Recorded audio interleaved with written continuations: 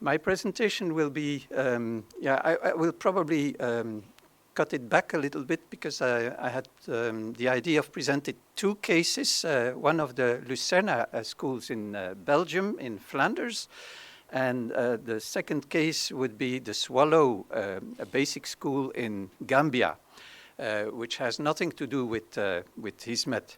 But I considered it a very good case of also a basic school educating their children for citizenship in a very disadvantaged area close to the capital of Gambia. Now, given the time constraint, I will probably limit myself to the Lucerne schools in Flanders. First, a few words of context. The educational landscape in Flanders is a fairly complex one.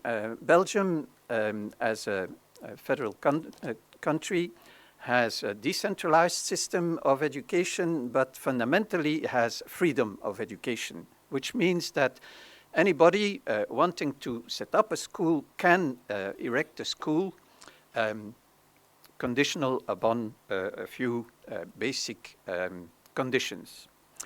There are overall in the Flemish region of Belgium 30% public schools and 70% free schools, so-called free schools. All these free schools are funded on equal footing as the public schools, except to some extent for the buildings, because many of these free schools are owned by religious orders who have their own buildings, so the funding of these buildings is a bit different from the public schools. Nonetheless, the rest of the funding is equal across the different types of schools. We have governmental, provincial, municipal schools. Now the Hizmet schools that I will talk about or the Lucerne schools belong to the so-called free school network. Most of these free schools in Flanders are Catholic. The majority of the population is still culturally Catholic, you could say, de facto, culturally Catholic, not very practicing. There's a lot of, say, neutrality in the mindset of the population. Currently, religion is not very actively practiced anymore in the population. So that element of context has to be borne in mind as well. There is a very actively practicing Muslim minority, I would say close to 10% of the population in Flanders nowadays. And there is also a part of the population that is actively atheist. There are also some schools that are method schools that have no confessional denominational, but that are practicing specific pedagogical theories like Freinet schools, Steiner schools, etc.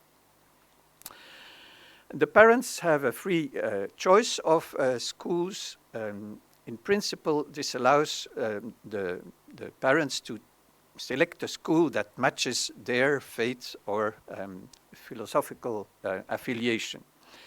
In practice, this also leads to hidden selection of students by the schools in the admission procedures and to some degree of ethnic segregation, unfortunately. And moreover, in secondary education, inequality is further fueled by early tracking, as we call it. We have a system of early segregation between academic, technical, and vocational education.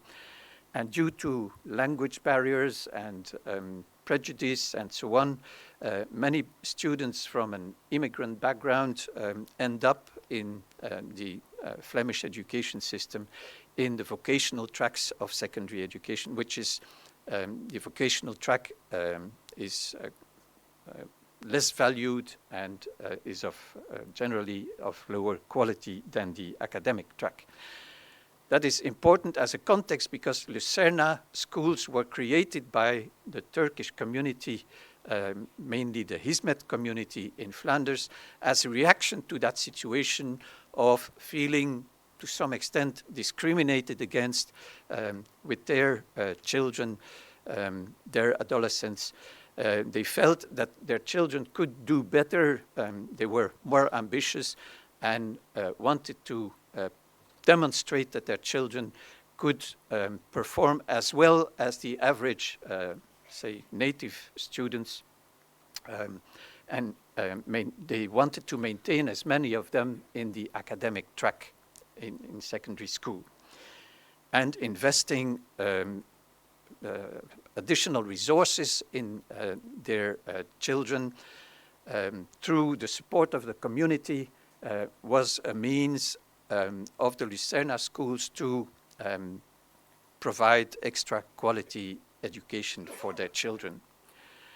The Lucerna colleges in Flanders were founded in 2003 by this Hizmet community, but are not profiled as such as Hizmet schools.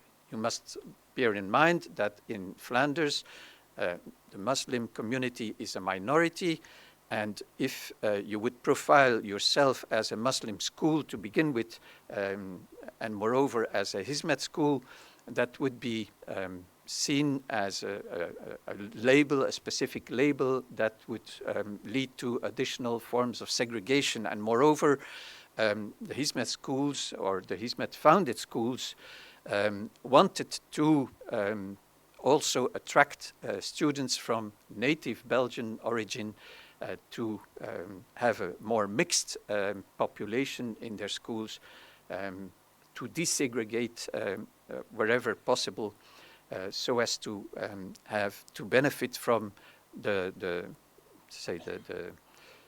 presence of native Flemish students in their schools. So they profile themselves not as Hizmet schools, but as inspired by Hizmet. They are located in 5 locations.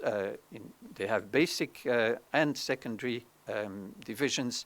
Overall, today, 2,500 students, mainly of North African and Middle Eastern, including Turkish origin. Also native Flemish students, but those remain still a minority in the Lucerna schools. The Lucerna schools are fully accredited and subsidized by the Flemish Ministry of Education. And as I said, they have 2 objectives. First, to offer genuinely equal opportunities to the students of immigrant background, keeping as many as possible of them in the general education track at secondary level, to achieve maximum transfer into higher education, similar to the Belgian students. And I can testify that this has been a success so far. After more than 20 years now, the percentage of students transferring into higher education is quite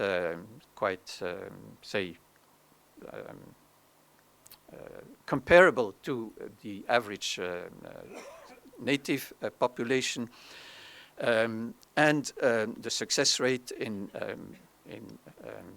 maintaining people in the academic track is quite high. On the other hand, a second objective, of course, is to offer a type of education that corresponds to the pedagogical values of the Hizmet movement. These values, you know them very well: citizenship, love, tolerance, peace, service to society, scientific interest. We have spoken a lot about them. What is the key to success of these Hizmet schools in Flanders? I think the support of the community is one factor of success.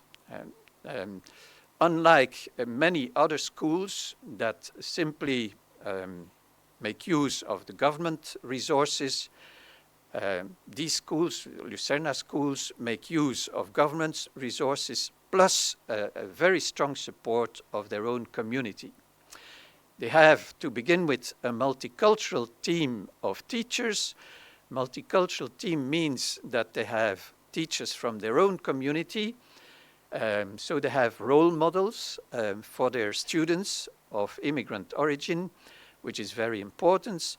In addition to teachers from Flemish origin, they also have student mentors, a mixed team of student mentors.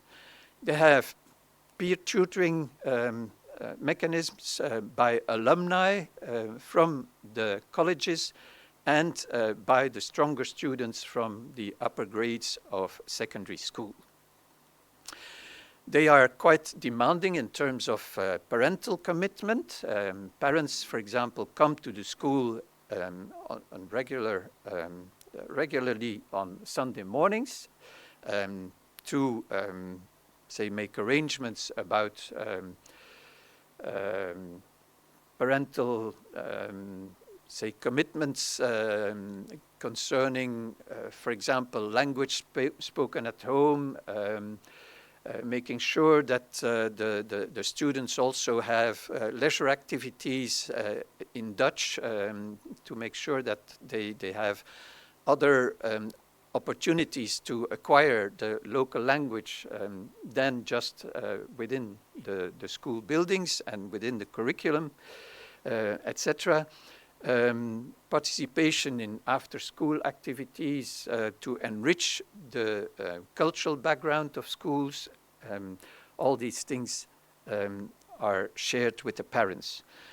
There are partnerships with other local stakeholders. For example, in Brussels, there is an asylum center nearby where the students also are engaged in, say, volunteering with the asylum seekers. They do charity activities in that asylum center. They also volunteer in a local home for elderly people. Those are just two examples. And there are links with local businesses, of course, from their own community who sponsor the schools as well, mainly for the buildings, and who sponsor the volunteering activities. The key values in education are well known. I will not dwell too long on them. In the pedagogical project of the schools, there are three main pillars, as they call them: mentorship, emancipation, and citizenship.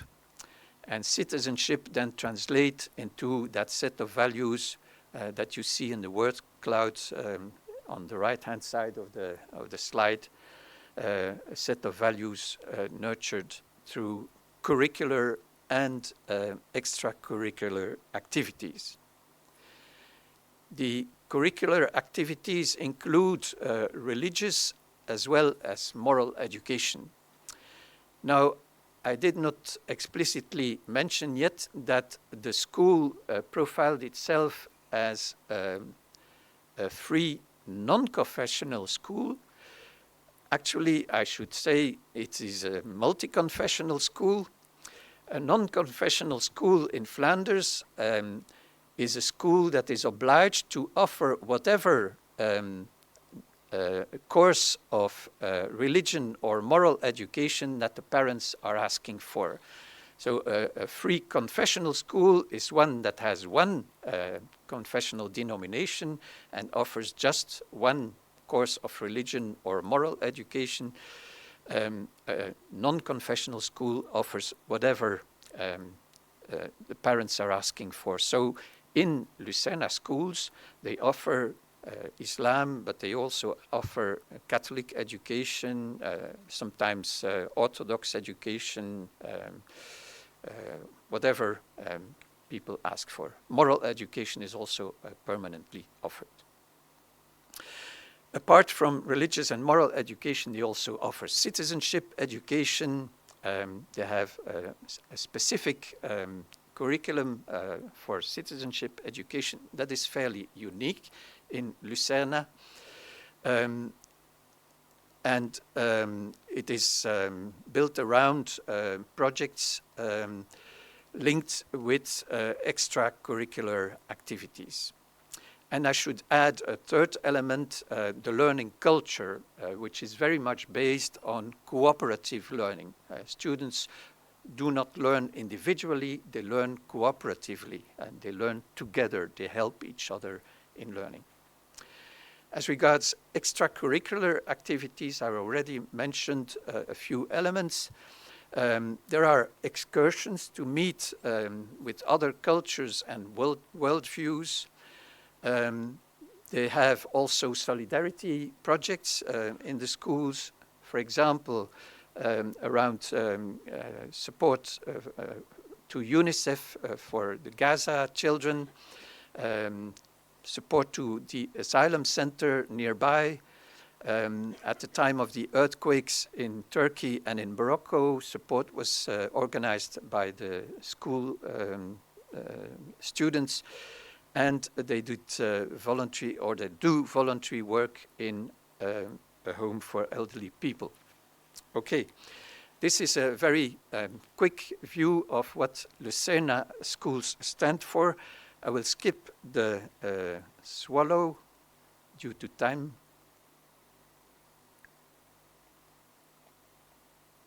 It is a nice example because the swallow also educates children that due to disadvantage were expected to leave school, to drop out from school very early. And the intention was to inculcate them life skills at a very early age, including values of citizenship, care for the environment, non-violence, but also assertiveness. And the values are debated within the school through language courses and an active debating culture. I could testify how the whole school gathered around, and you see that in these pictures here, how the whole school gathered around such a debate where classes had to position themselves around a certain theme like care for the environment and violence, themes like that, and take position in front of a jury of teachers. Very nice example of citizenship education. To conclude, I think these two examples show how civil society acts as a triple bridge, bridge between citizens and the government, between families and education, and between communities. Thank you very much.